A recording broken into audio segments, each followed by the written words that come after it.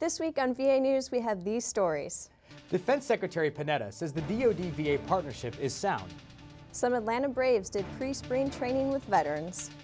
Greater Los Angeles VA expands homeless assistance. That and more on VA News this week.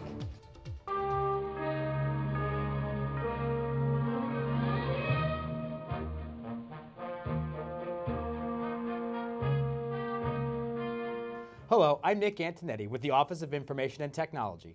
And I'm Amber Laskowski, also with the Office of Information and Technology. Thanks for tuning in today.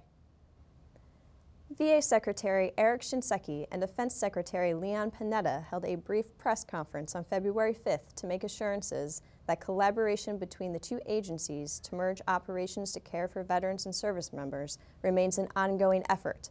Among other things, the secretaries of the government's two largest agencies addressed integrated electronic health records and homelessness. This has to be about what's best in serving our veterans. One of the most complex challenges we face is obviously the whole issue of health records.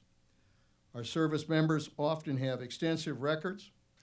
The last thing they need is to worry about their doctors having all of the information that they need in order to provide them the care that they deserve. That's the last thing they ought to worry about.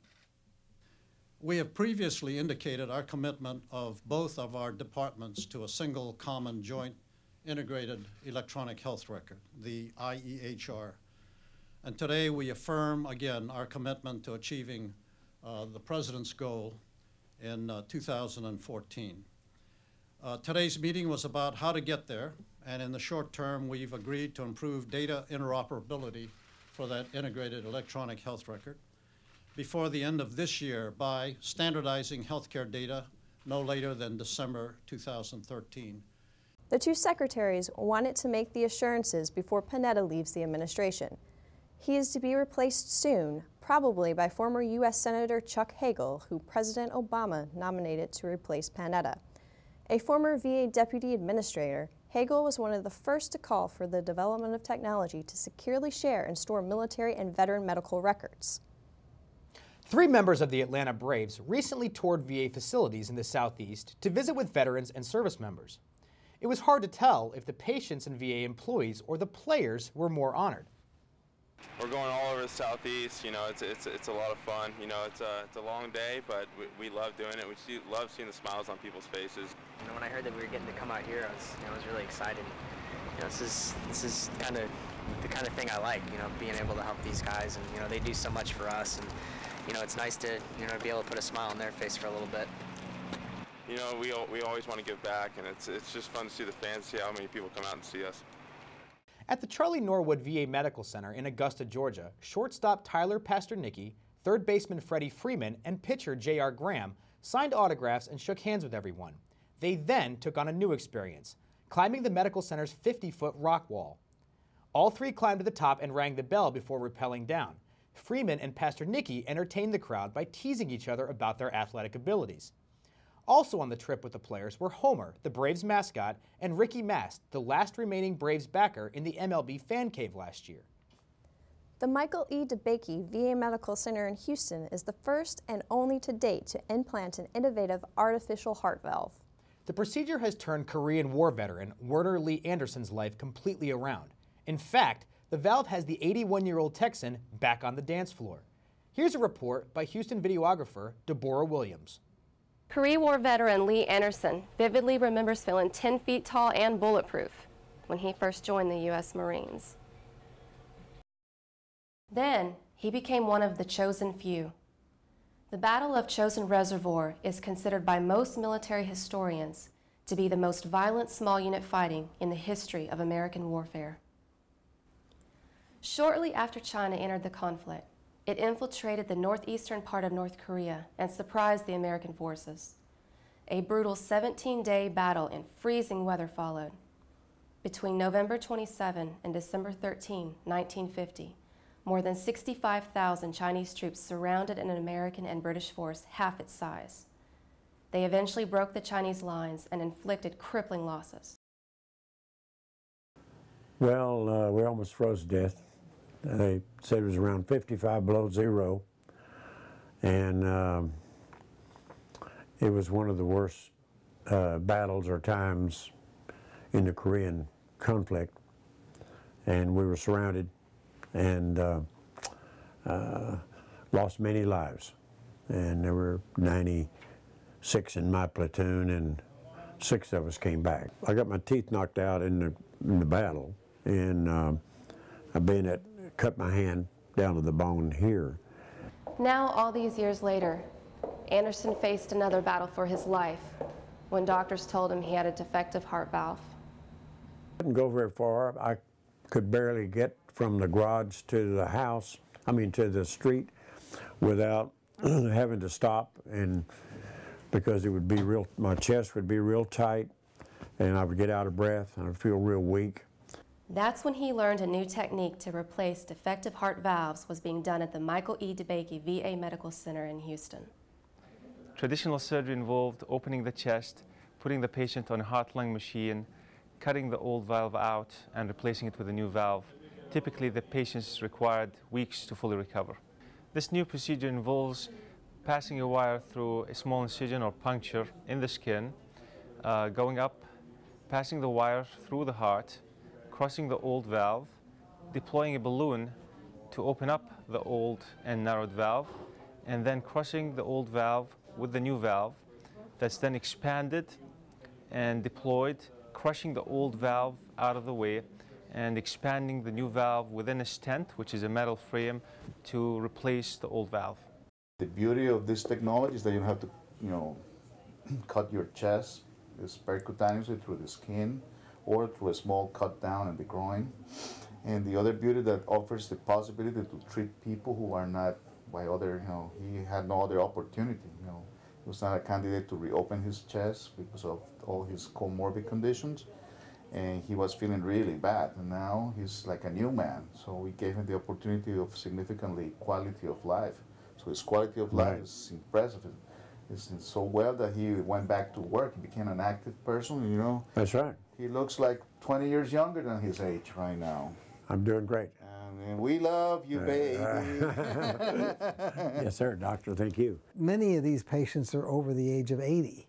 And even though they're suffering, their age and all of the other diseases that you get as you get older makes it impossible to have conventional surgery. That's where the Edwards valve comes in. And the valve that prevents, that we're talking about, prevents blood from going backwards into the left ventricle after the heart's done squeezing. But unfortunately, in this case, in the case of aortic stenosis, that valve becomes so severely narrowed that the heart can no longer pump the blood forward. Anderson now leads a very active life with his wife, Norma. We go dancing. That's what brought us together. And we started dancing. We have a group that we've been with for years. And we go down in the Clear Lake area to dances. And of course, they're the senior dances, but that's okay, and we enjoy them. The Michael E. DeBakey VA Medical Center in Houston is the first VA, and only one to date, to offer the Sapien artificial heart valve to veterans. For more information, call 713-791-1414 at extension 6909. A new chapter began at the West Los Angeles VA Medical Center recently, as ground was broken to begin a building renovation for homeless veterans. It's currently called Building 209. When complete, it will serve as a therapeutic and supportive residence for chronically homeless veterans. Among those speaking at the groundbreaking were Greater Los Angeles Healthcare System Director Donna Bader and Assistant Secretary for Congressional and Legislative Affairs Joan Mooney. Renovating Building 209 for a therapeutic and supportive residence for veterans enhances our ability to care for the most chronically homeless veterans who need significant care and supportive services. VA mental health providers, social workers, primary care physicians, nutritionists, occupational therapists are just a few of the many services available to veterans who will be residing in Building 209.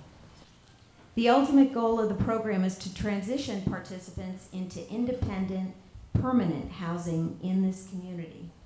Once veterans are placed in permanent housing, VA will continue to actively manage their cases and provide additional services including mental health, medical, employment assistance, and benefits.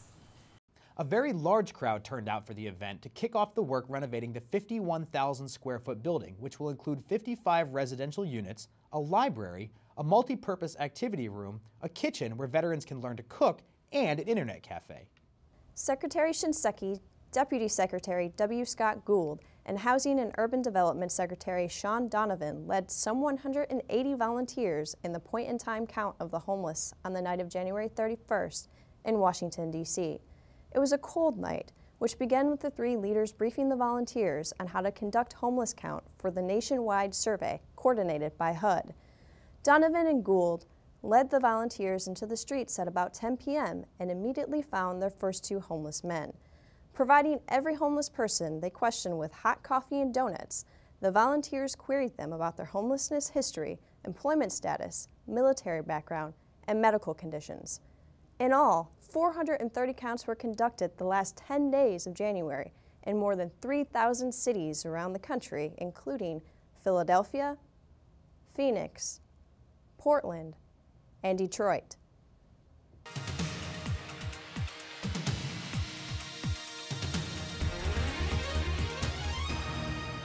Did you know February is American Heart Month? We're all supposed to wear something red every day to market, like all of these VA Central Office employees in the lobby on February 1st's Wear Red Friday. Here's a report on another Heart Month event from America's Heartland.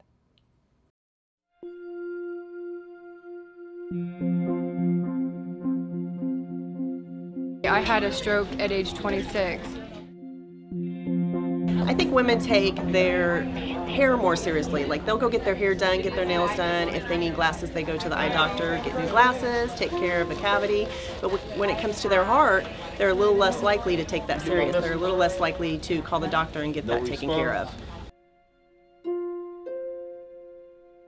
The Federal Women's Program at the Veterans Affairs Ileana Healthcare System sponsored a heart health awareness program and fair earlier this month. Women veterans, VA employees, and community members all came out to support a healthy heart. The focus of the event was on women because heart disease is the #1 health threat. Women for so many years have been the nurturers, the caregivers, the healthcare providers for their family, their children, their friends. But it's time for them to stop and take a look at their own health, to keep themselves strong enough so that they continue to take care of their families and friends. Until they take care of themselves, know the signs of symptoms and the means to maintain good health, they're unable to care for others. This is the basis of this program. What we're trying to do is raise awareness of that heart disease is the #1 killer for women. There are many things that women can't control as risk factors for heart disease, such as hereditary, gender, these factors. However, there's a lot of factors that you can control, and if you know what they are, then you can be proactive in your health care. The event provided veterans with important information about knowing their personal risk factors for heart disease, information about cholesterol, and gave heart-healthy cooking demonstrations. Getting the warning signs out there and letting people know about the risk factors is very important to me so they don't go through the same thing. The health fair was offered in partnership with The Heart Truth, a national awareness campaign warning women about the risk of heart disease.